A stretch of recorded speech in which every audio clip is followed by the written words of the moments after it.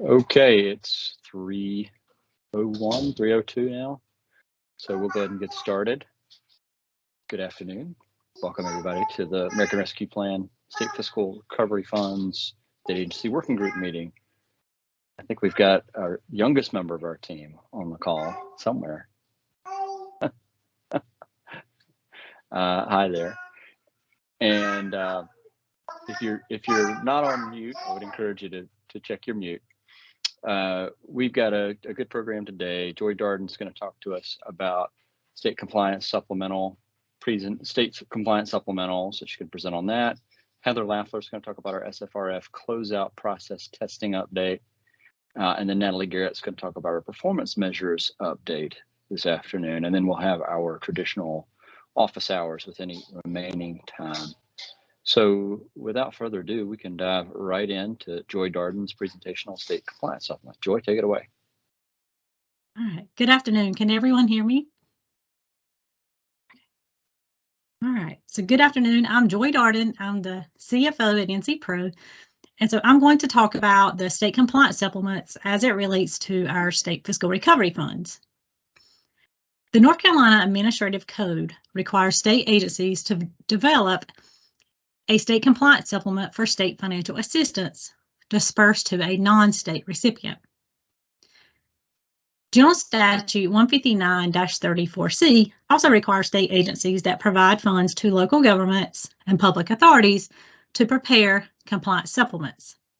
State compliance supplements are required for programs with federal funding passed through a state agency to a local government, a public authority, or a nonprofit organization. State fiscal recovery funds are federal financial assistance and become state financial assistance when they are subawarded to a non-state recipient. State fiscal recovery funds have a unique federal assistance listing number 21.027. Next slide, please. A federal award may be granted to multiple state agencies. The agencies may use that same federal award to fund multiple state activities. Each agency should prepare its own supplement for the federal award that it subgrants. So each state agency is required to develop a state compliance supplement for state fiscal recovery funds provided to non-state recipients that are not considered beneficiaries or contractors for both revenue replacement and non-revenue replacement projects. Next slide, please. So if your agency provides funds to a local government or to a nonprofit organization, your agency should prepare a state compliance supplement if the entity is expected to expend $187,500 or more of those funds in a fiscal year. For those of you that will need to complete a state compliance supplement, NCPRO is going to share the State Fiscal Recovery Fund compliance supplement that we prepared for 2023, so you don't have to start from scratch. Next slide, please. So the purpose of a state compliance supplement is primarily for auditors that will be auditing a federal or a state award. A compliance supplement identifies program compliance requirements, audit objectives, and suggested audit procedures for testing compliance requirements. It describes both the federal and the state award objectives and procedures. So the state compliance supplement filed on the state treasurer's website is comprised of different sections. The State Fiscal Recovery Fund state compliance supplement is included in Section B, which is supplements for federal programs passed through the state. This section includes an agency matrix and compliance supplements for federal programs. Next slide, please. So the state compliance supplement is similar to the federal OMB compliance supplement.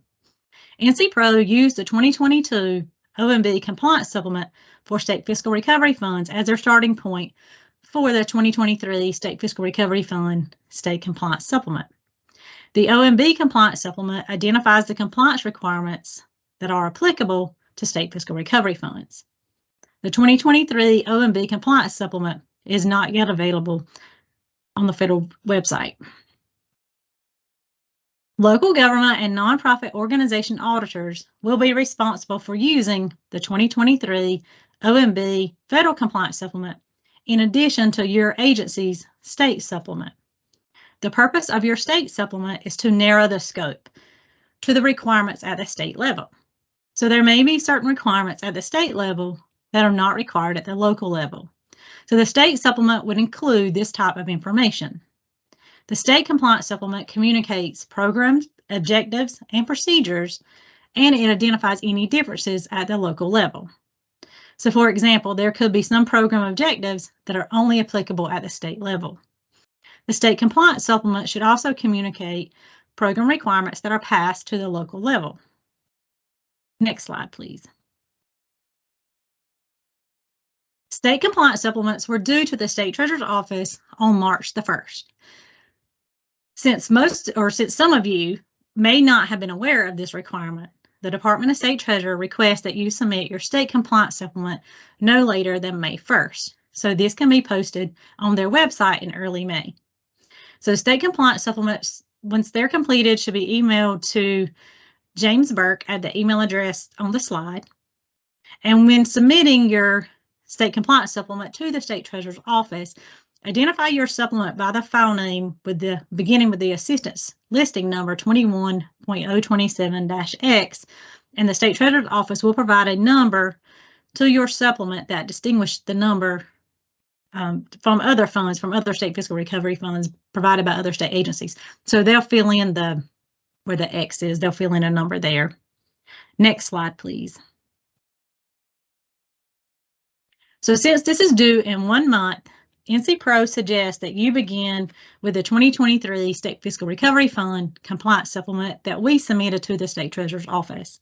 Then tailor the compliance supplement to address specific requirements of your agency, if you've not already completed one. Some of you may have already completed this.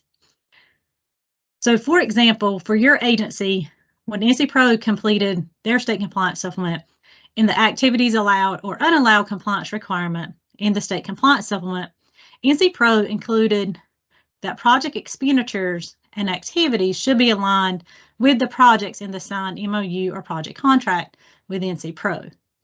And then another example is in the reporting compliance requirement in the compliance supplement, NCPRO included the monthly reporting requirements to NCPRO. So we're going to show an example of this in the state compliance supplement on the following slides.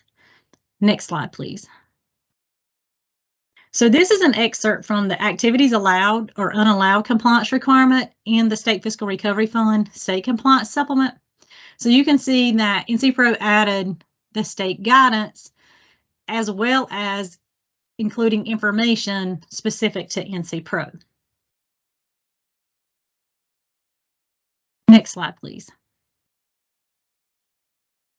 This slide shows the reporting requirements to NCPRO that were included in the State Fiscal Recovery Fund State Compliance Supplement. So this is an example of where we provided additional information of requirements for reporting back to NCPRO. Next slide, please. So this last slide includes several resources to assist in developing the 2023 State Fiscal Recovery Fund Compliance Supplement. So the first bullet has a link to the Treasurer's website, and this is a link to the State Compliance Supplement resources.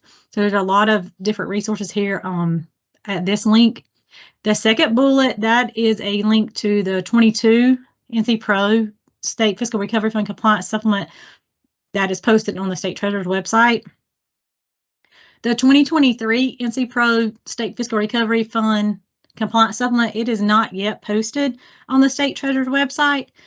So what we'll do is we'll send this document to you in an email along with these PowerPoint slides so that if you haven't already done a compliance supplement, then you could start with the 2023 NCPRO State Compliance Supplement and then tailor it to your specific agency and recipient requirements.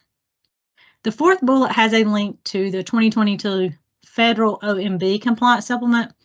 The 2023 supplement is not yet posted. It'll probably be, I think it's typically like May when that one's posted. And then the last bullet provides James Burke's contact information.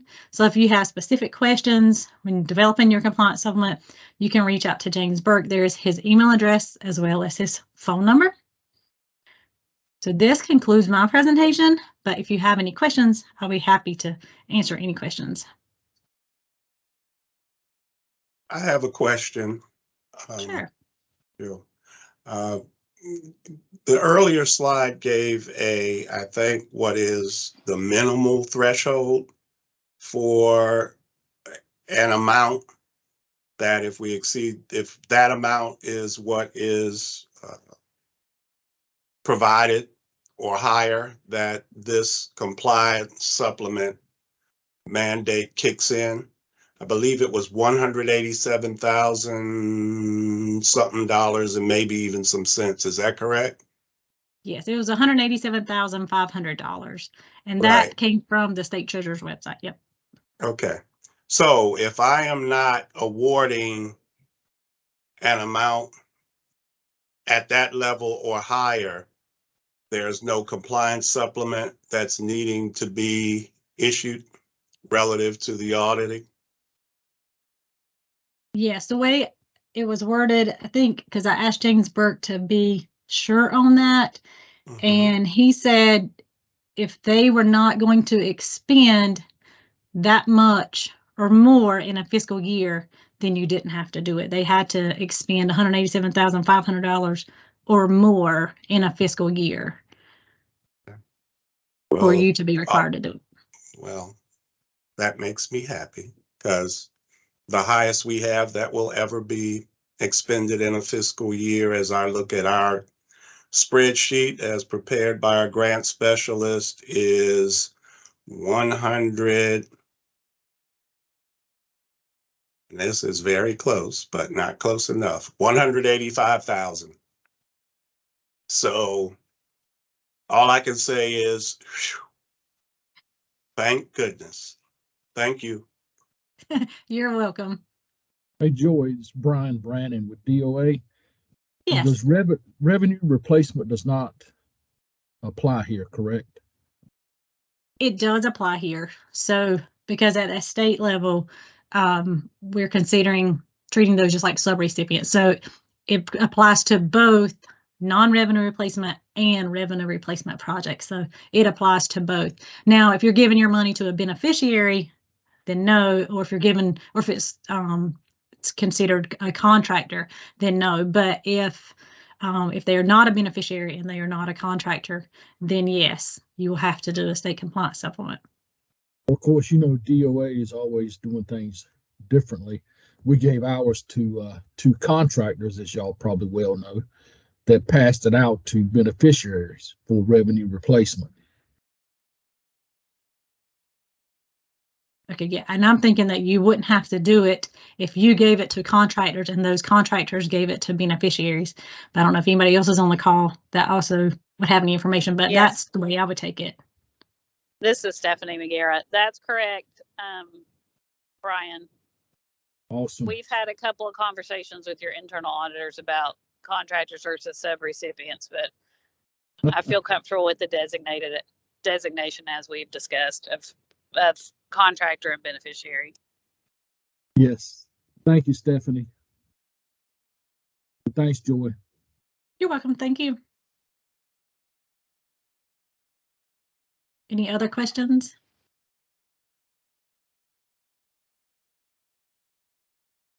Okay. I don't see any other hands up. Oh, I'm sorry. Nope, that's it. I was going to say thanks, Joy. Appreciate it. Oh, we got a hand up. Yeah. Hey, Joy, I have a question. Previously, for revenue replacement and talking with NCPRO, they said that the requirement was for a yellow book audit, not a single audit. So for a yellow book audit, how does this come into play? I do not know that answer, Chris. I do not know for sure how that would come into play. I just know that talking with James Burke, he said anytime when they're doing an audit, they would use both the state compliance supplement and the federal compliance supplement. And I'm not sure. Yeah, for a single audit, yes, we use both. We use the state compliance supplement plus the federal. But with a yellow book audit, it's a different type of audit. And that was what we were communicated for revenue replacement was the requirement. Has something changed? Let me, here's what I'm going to do, Chris. I'm going to write this question down and I will ask James Burke and I can send something back out. And so that way we will know for sure. And that way we can communicate that to everybody.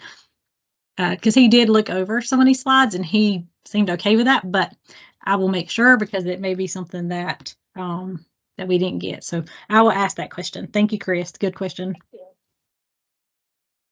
And Chris, it wouldn't surprise me if something's changed because I actually thought originally that NCPRO could just write the state fiscal recovery fund compliance supplement and all of the state agencies wouldn't also have to write their own compliance supplement. And then we found out that that's not actually the case. So I don't know.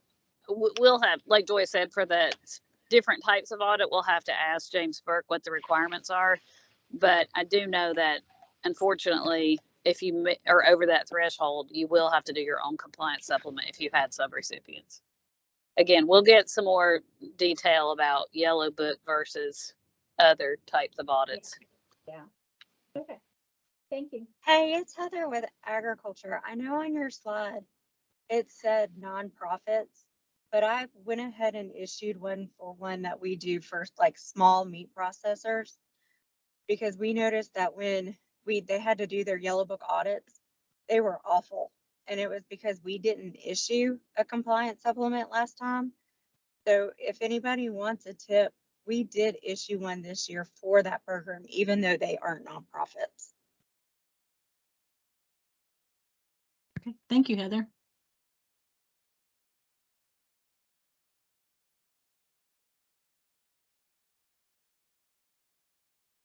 Any other questions?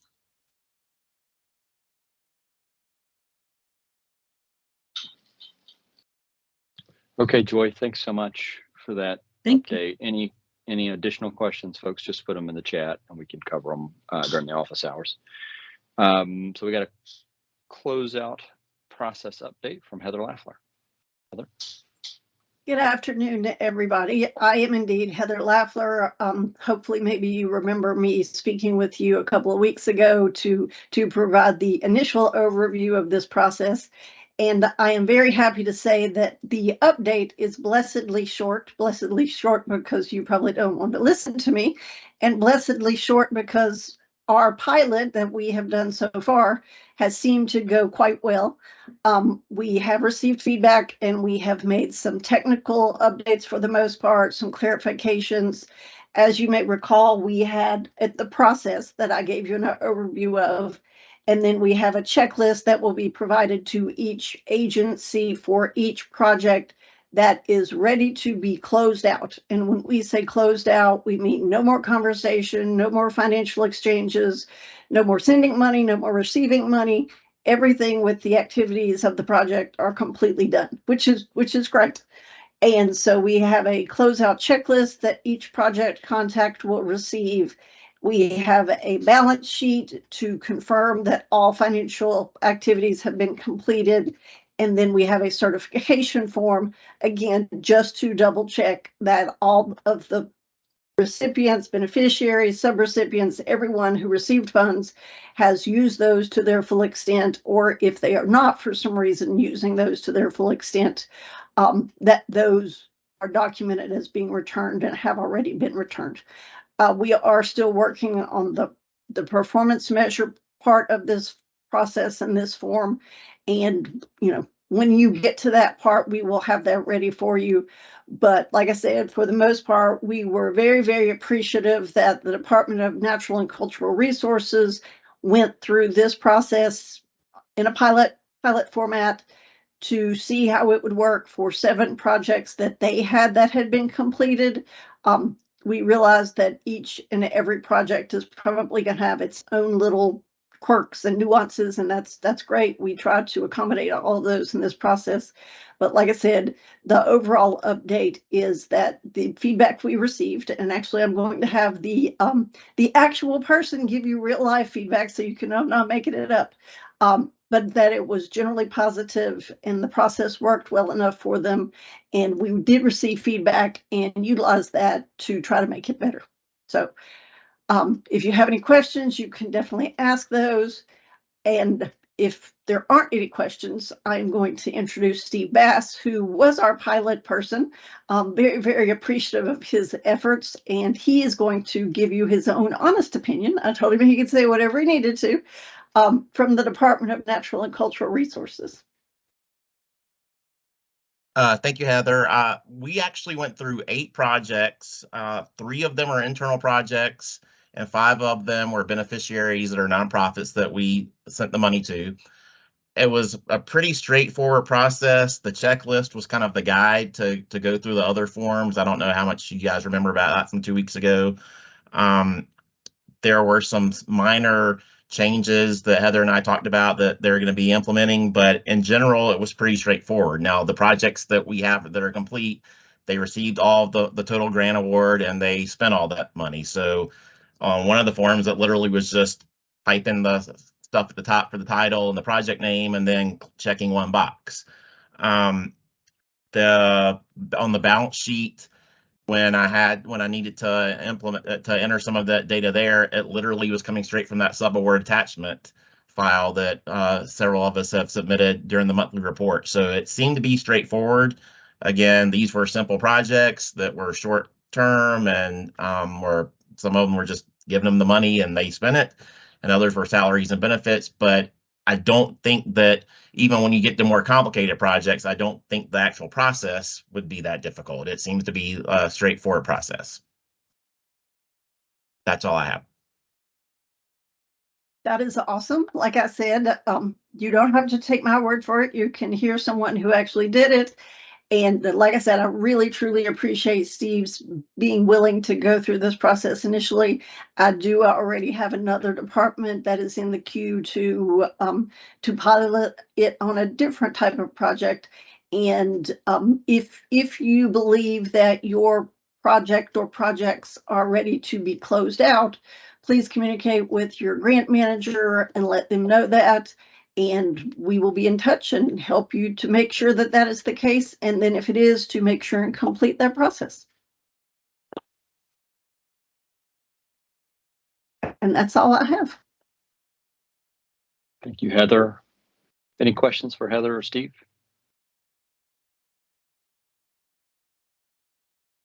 As always, any additional questions, feel free to put them in the chat. With that, we'll move to performance measures, and we're going to have our man, Mikey Bennett, give the update on performance measures. Mikey.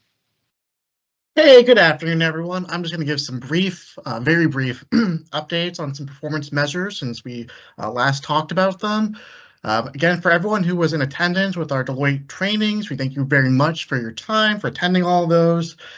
We sent back after those trainings to all the different agencies who are working on logic models for those projects. Those are really important tools for us, just for the projects themselves, kind of thinking about KPIs, thinking about outputs and outcome measures. So on our side of things, we're internally setting up a database that will then use to collect that information, and it'll kind of initiate a process where we'll be collecting performance measure information. So what we are currently working on right now is creating an intake document. Might be a survey, might be a form, but it's going to be some type of a way to intake information for each project and actually collecting those KPIs. So that should be coming out pretty shortly. It's something we're working on right now. We're just going to make sure it's as good as it can be. So that's where we're at right now with performance measures.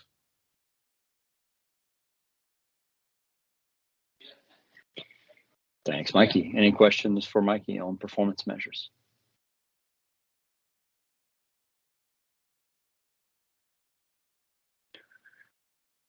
Stephanie, anything additional you want to add? No, just wanted to see how people, how people are doing in terms of compliance supplements. It sounds like some agencies have already done it. I didn't know generally if there are any more concerns. We'll stick around, and thanks for the clarification on the various types of audits. I think it's kind of tough for non-auditors to do compliance supplements because, not having been on the user end of that, sometimes I think it can be tough to make sure you understand what it's used for and make sure it's user friendly. But that was it, Lee. Thank you. Well, that concludes our agenda for today.